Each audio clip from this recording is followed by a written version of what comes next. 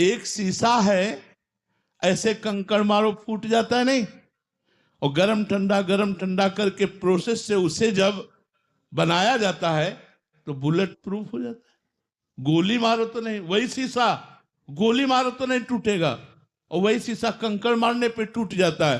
तो भगवान श्री कृष्ण अपने चेला को बुलेट प्रूफ बनाते हैं कि माया का काम, क्रोध, लोभ, मोह, मद, मत्सर, अपमान, ये कुछ भी भगवान के भक्त का बाल बांका न कर सके।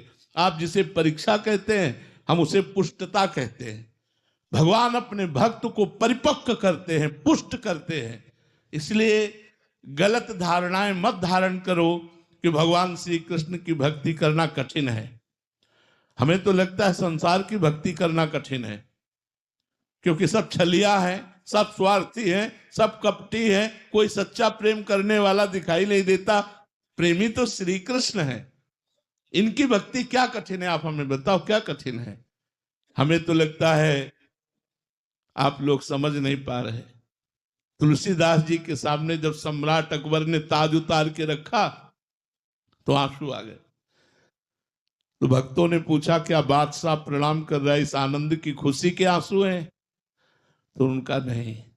तुलसी जब राम का नहीं था तो मांगे टुकड़े नहीं मिलते थे, आज राम का है तो बादशाह ताज उतार के रखता है। आप कैसे बात करते हो? श्री कृष्ण की भक्ति में कठिनाई नहीं है, माया के भोगों को छोड़ना कठिन है, वही कठिनाई हमें लगती है। गंदे आचरणों को छोड़ना कठिन है, गंदा खान पान देखना, सुनना, भोगना, ये छोड़ना कठिन है। इसीलिए श्री कृष्ण भक्ति कठिन लगती है। नहीं बताओ भगवान की भक्ति में क्या कठिनाई है?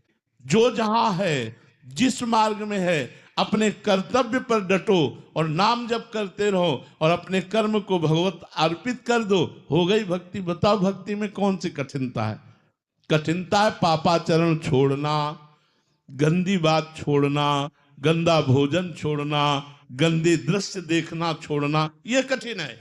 इसीलिए कठिन जान पड़ती है। नहीं, बिल्कुल गलत बात, बिल्कुल गलत बात। हम फिर कह रहे हैं तुम्हारे परिवार में 5 लोग होंगे, हमारे परिवार में 500 लोग हैं।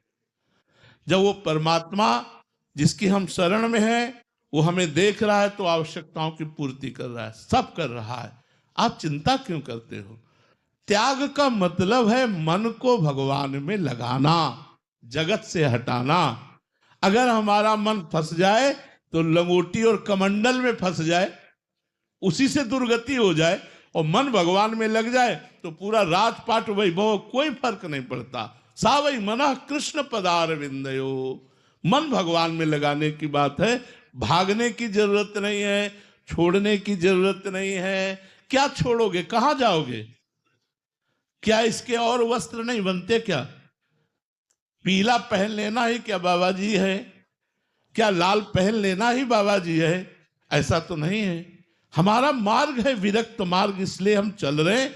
बकाया भगवान का चिंतन करना ही सबसे श्रेष्ठ बात है, भगवान के लिए कर्म करना ही श्रेष्ठ बात है।